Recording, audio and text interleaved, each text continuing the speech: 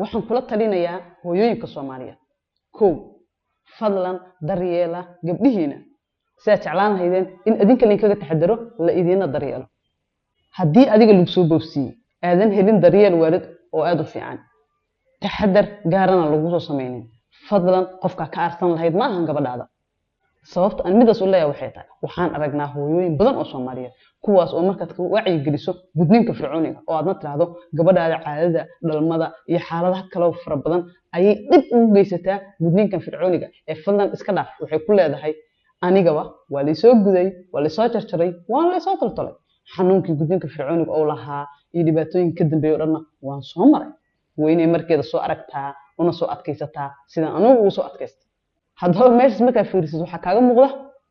in hooyadii ay doonayso wixii ku dhaco kale inay gabadheedana ku dhacaan